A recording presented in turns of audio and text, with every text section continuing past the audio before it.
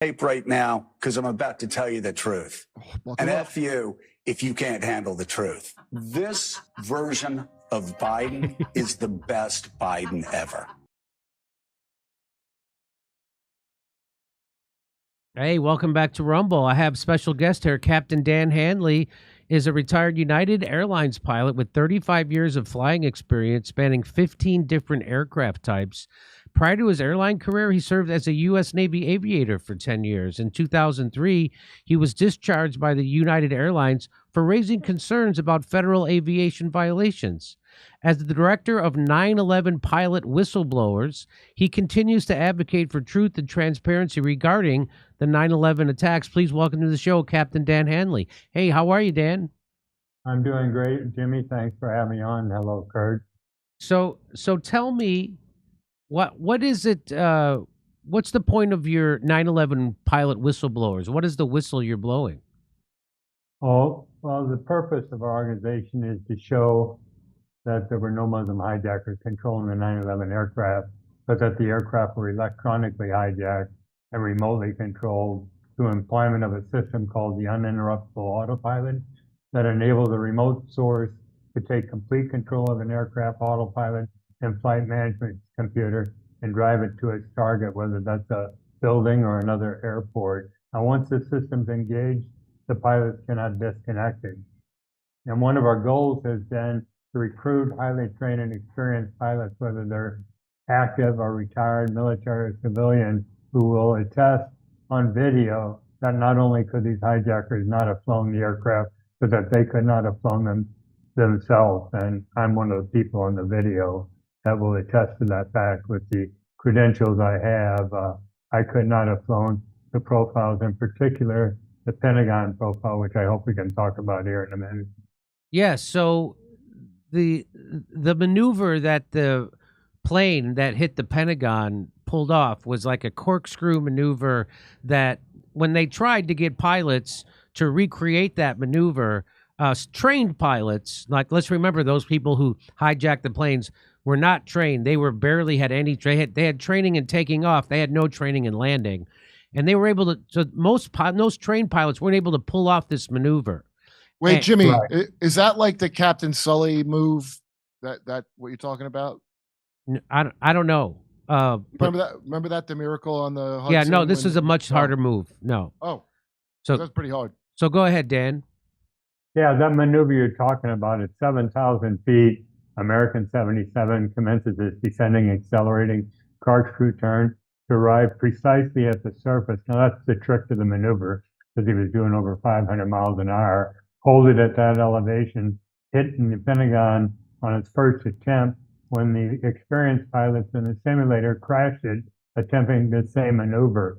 But let me just explain to you about Hani Hanjour, who is a 29-year-old Saudi Arabian hijacker that supposedly piloted that aircraft. He came to the States in the mid-90s and took some training, and it's well documented that he was a poor student. New York Times, Chicago Tribune, ABC News, and other outlets reported as such. He went back to Saudi Arabia and came back prior to 9/11. He was such a poor student that he tried to enroll in the same school he had attended before, and they wouldn't take him because they didn't want to waste assets on him. So the story gets better. 1 month prior to 9/11, he goes to the Freeway Airport in Bowie, Maryland, and wants to rent a Cessna 172, which is the little single-engine prop job. And before you go up like that, if they don't know you, you've got to go out on the evaluation flight to prove you can fly. He didn't go up on one flight. He went up on 3 flights with 2 separate instructors, and he failed the check rides, and they went to the chief flight instructor, who I talked to personally to confirm this story, and said, don't rent him the airplane, and they didn't.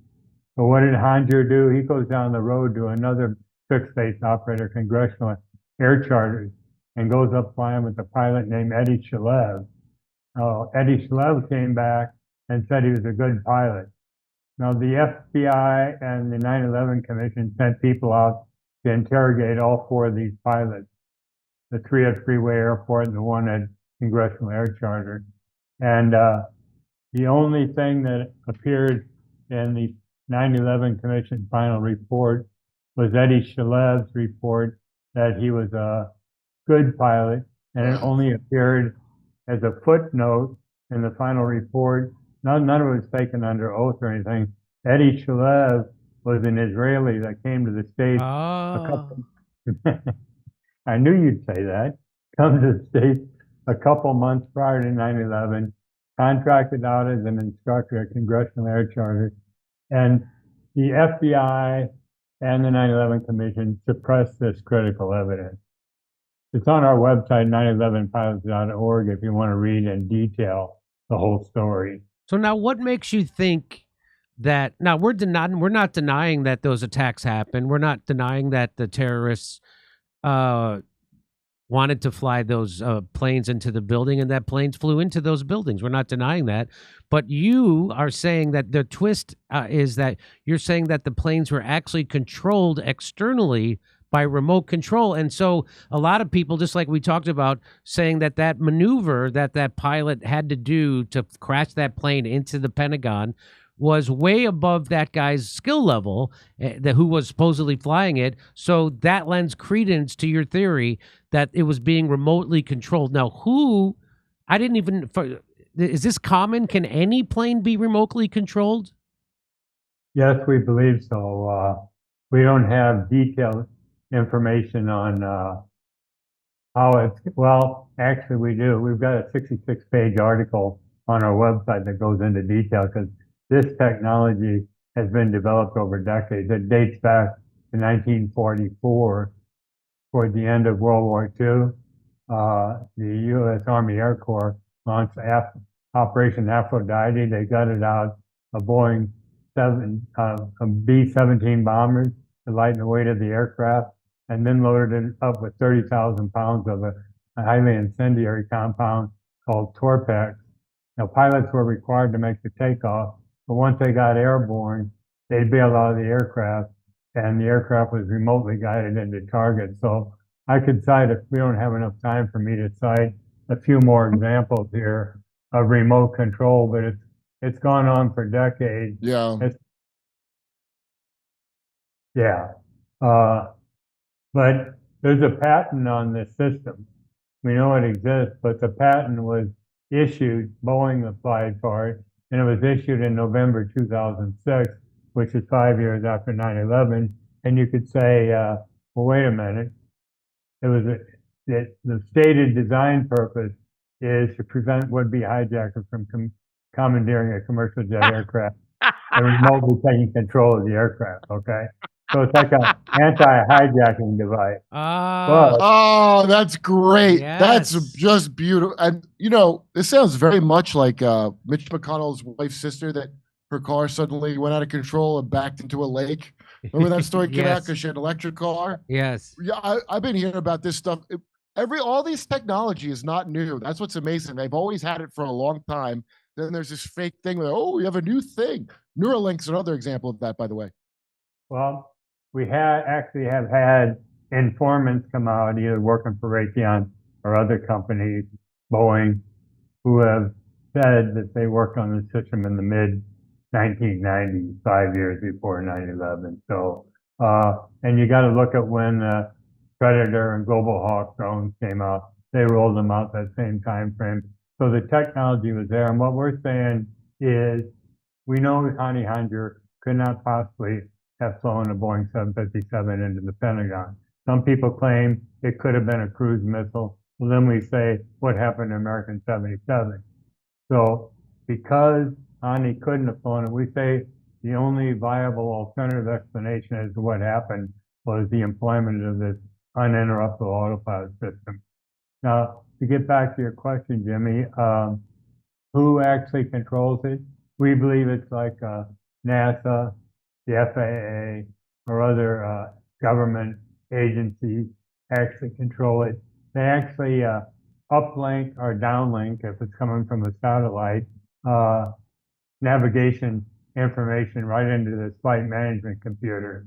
And if certain modes of flight are engaged, that airplane is going exactly where it's been programmed, within a couple meters.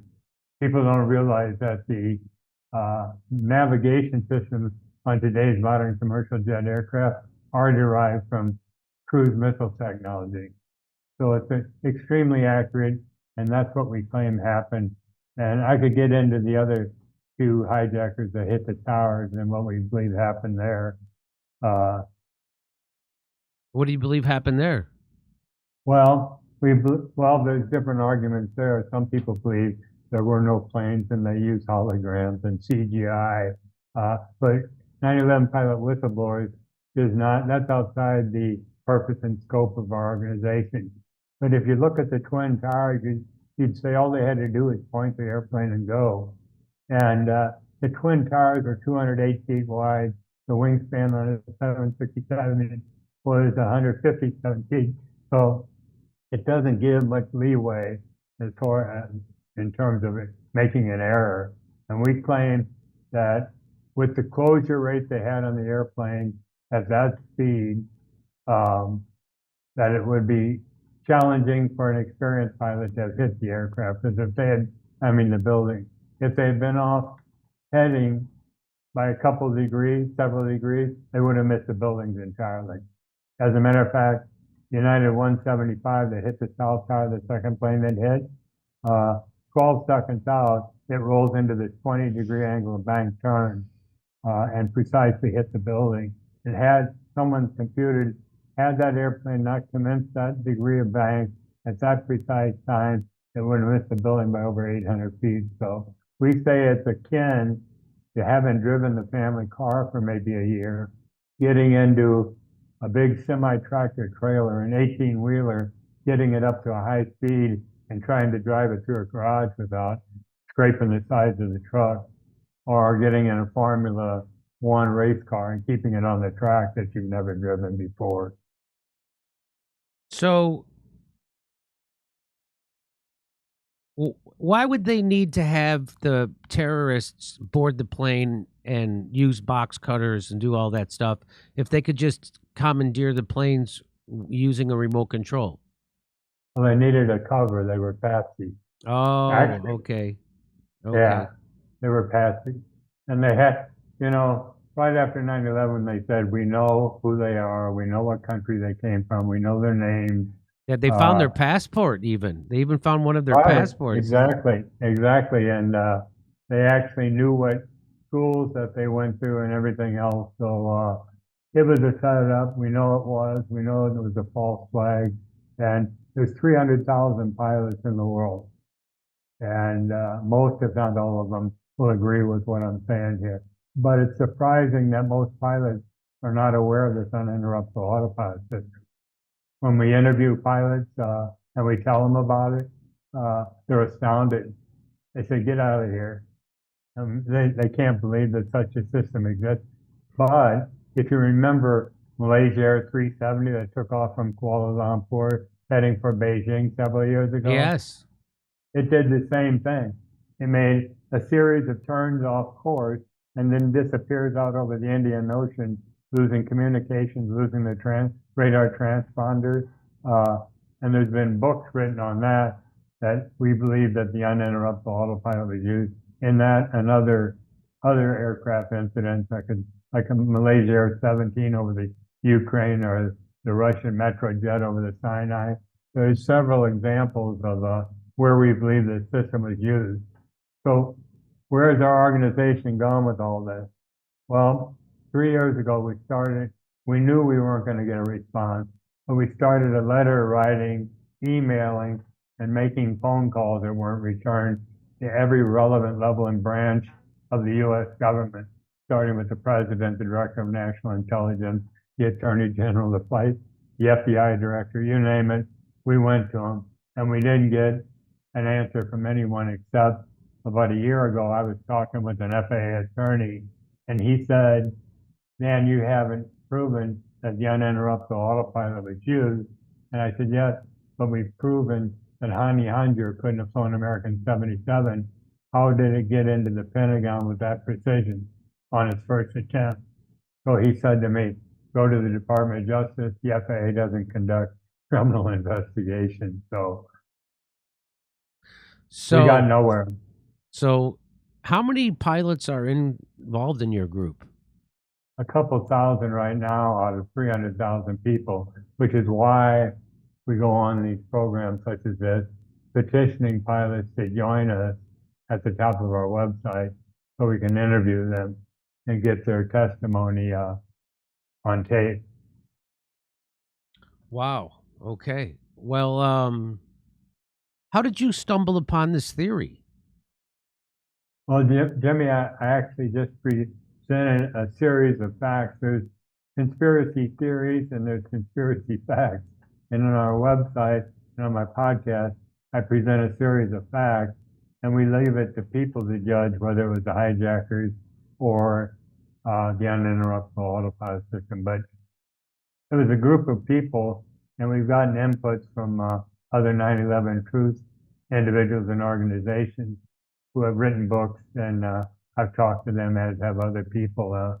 So we know this system exists, and we know the hijackers were unqualified on those airplanes. So it makes sense that this is what occurred.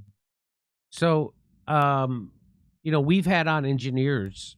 We had on a head engineer from the University of Alaska Fairbanks, emeritus, and he did a study into it, and he said there's no way Building 7 fell down because a plane didn't hit it, because nobody says a plane hit Building 7.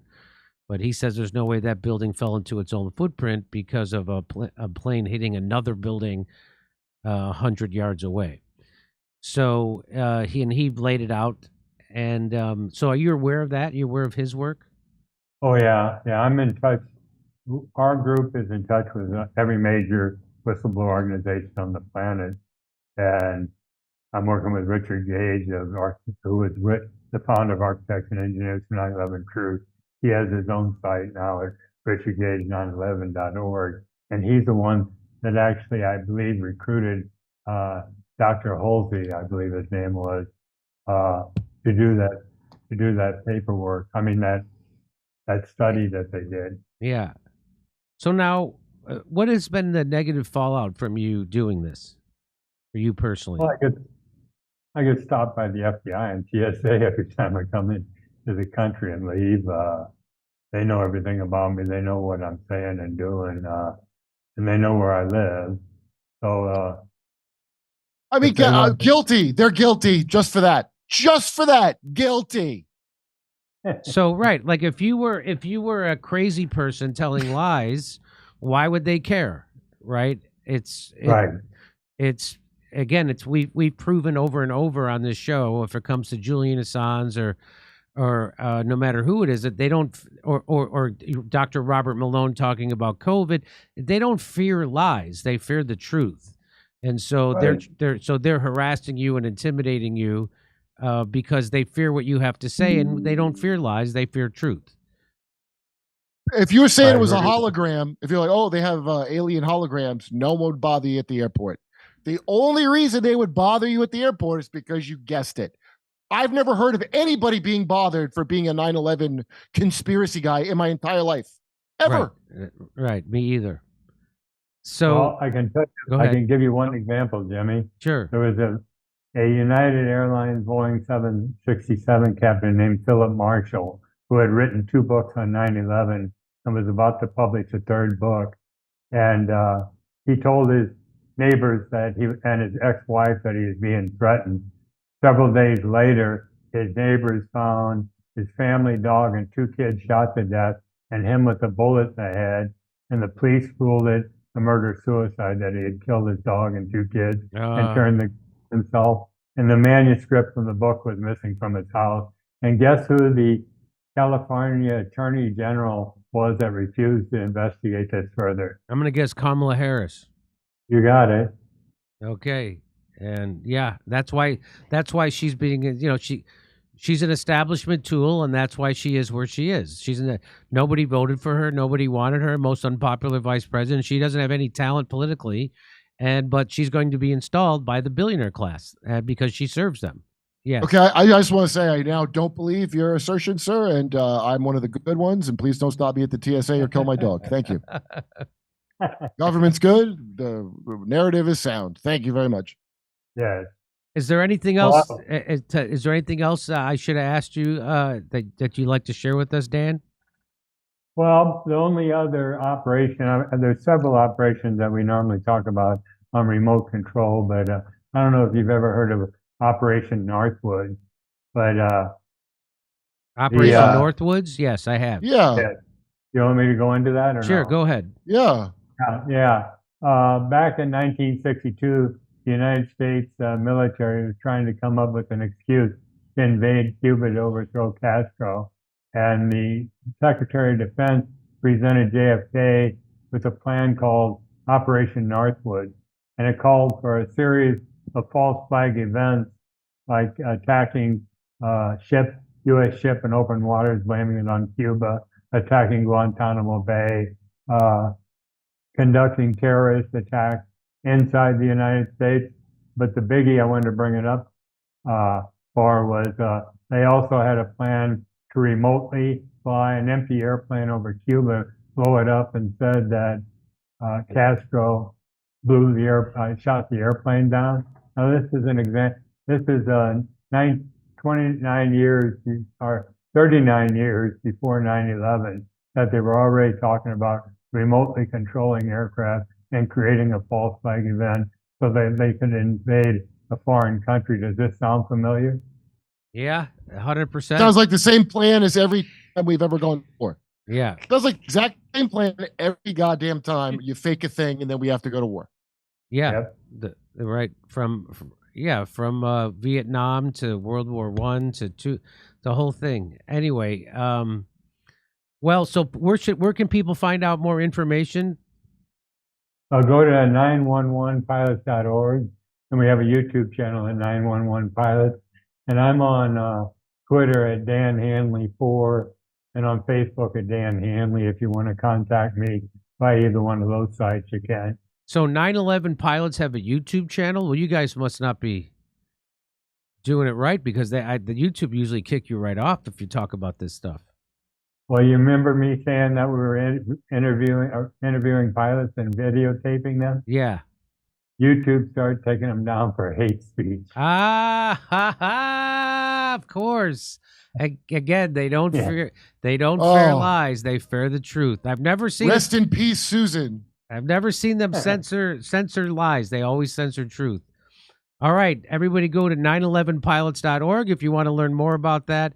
Dan Hanley, I really appreciate your time.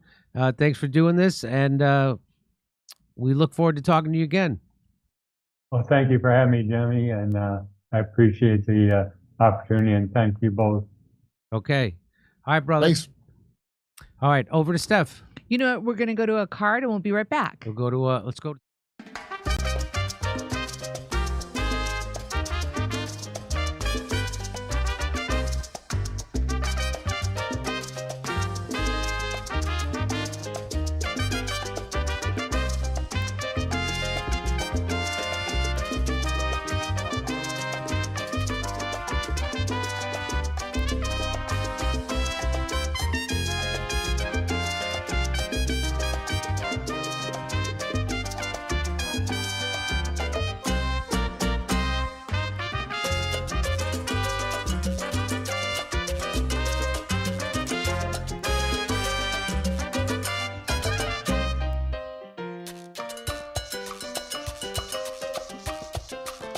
I'm going to read some super chats, folks.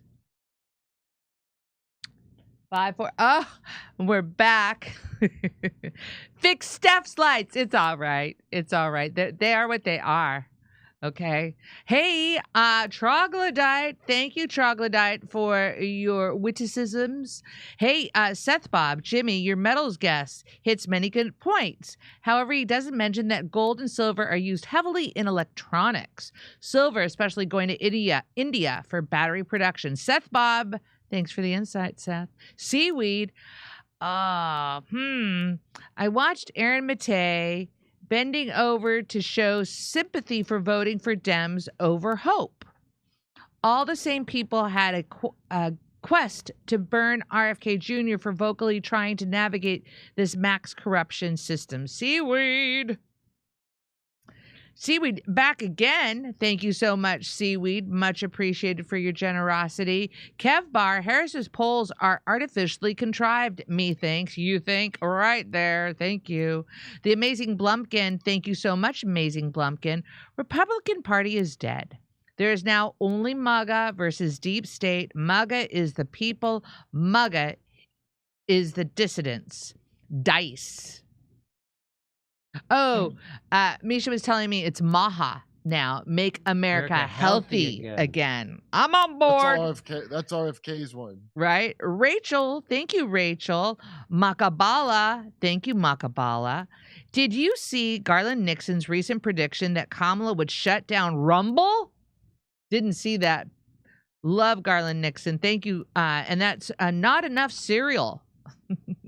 You've had enough. Cut that cereal out. Sean, I don't understand some of your stuff here. Garble says getting arrested for telling the truth is its own journalism award. If you're catching flack, you must be over the target, Richard. Thank you.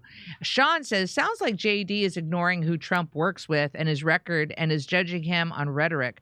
JD is simultaneously ignoring Stein's record and crucifying for her working with Peter Dow. Interesting. Sean, twists and turns. What the hell are you talking about? I know, no kidding. First of all, I have not. Back to Jimmy. Make it sing for me. Now make it sound angry. Check your B string. Uh-oh. Sextuplet sequence of G Ionian starting on the tonic. Make it sound like my old lady's cat. Which one? The tabby. Okay, now make it tell a joke. Who's there? Say that again. Oh, Dwayne. That's a good one. That's a dirty one. Yeah.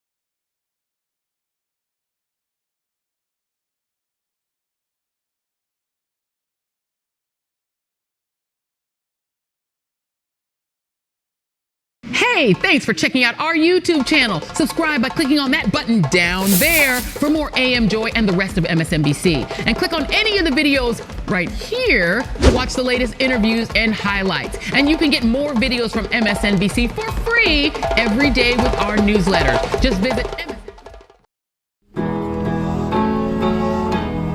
Isn't it swell? The memes make themselves. They found a rabbi hole, tunnels and all. There's Jews in the walls. Isn't it bliss? The rabbinical grace soiling the mattresses. Well, let me tell you. Boy, the brain, shut it down.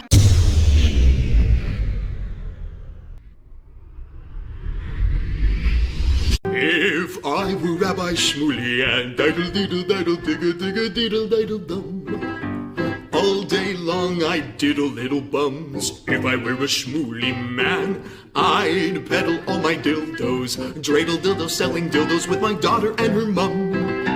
If I were a Jewish Shmuley man, I'd be digging with a dildo in my bum. I'd wear a grotesque nose and go grab some goyim right on the nipple with a pinch. A Shabbos lap dance brace for the youngest mensch. At this time, more than any other time, you know, revolution is necessary. It is necessary.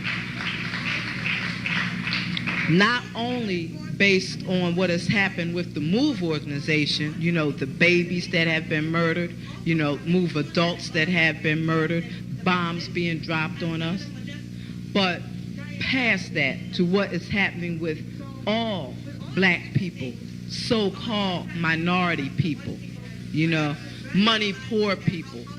You know, this government, as has been said earlier, has waged war on us. But you know, something about us, particularly here in America, we don't really understand that. You know, we don't really know what war is.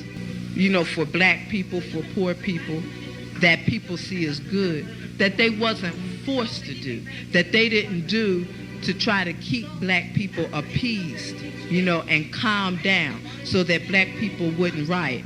A prison situation is a crystallized example of that. You can make phone calls in prison.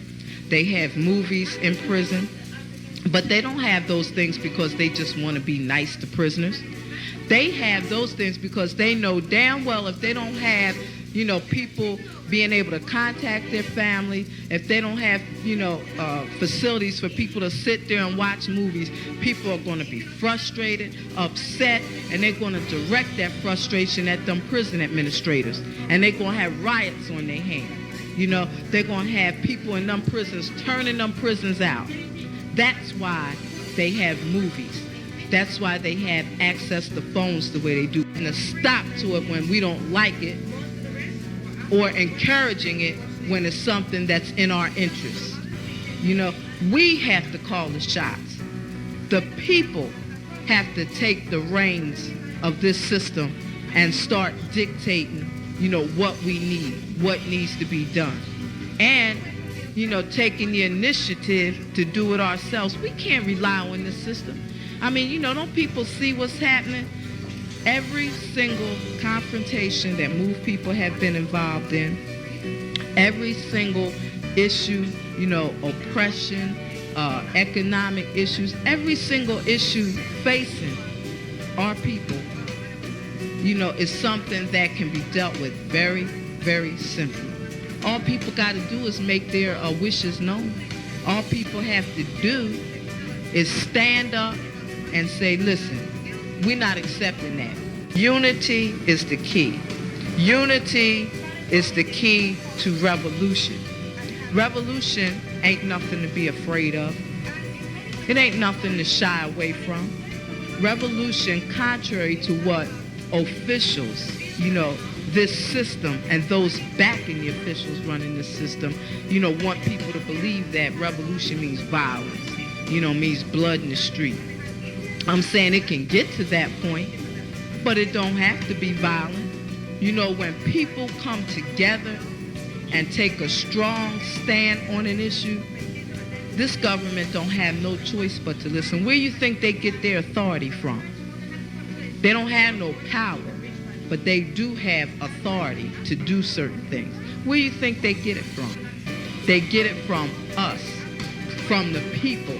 You know, they get it from us accepting the things that they do to be done to stop it. Then you have some people who want to then turn around and say, yeah, well, you know, it's the best we have, and want to make excuses. The time for excuses is over. It's over.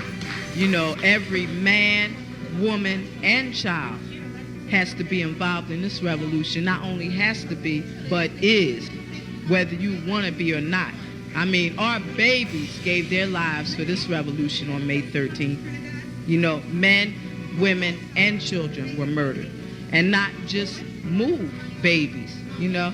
What about all of the young men, women, you know, children 8, 9 years old shot down on the street by cops, you know, by drug pushers. I mean, you know, where do you think that mentality comes from? It comes from this system, from the mentality of this system of getting over, you know, making a quick buck, you know. I'm saying that's where that needs to be done to stop it. Then, you know, what I want people to really, really understand is that it's past time. It is past time for poor people, black people, you know, to realize that this system has failed you. It has failed you. You can't get nothing from it. And what people got to do is withdraw our support from it and start doing for ourselves. That's what we got to do. You know, how long are people going to sit back and beg, you know, this government to do what's right when for hundreds of years all you've gotten is a slap in the face? All you've gotten is this government kicking your ass. That's all. That's all black people have ever gotten from this government.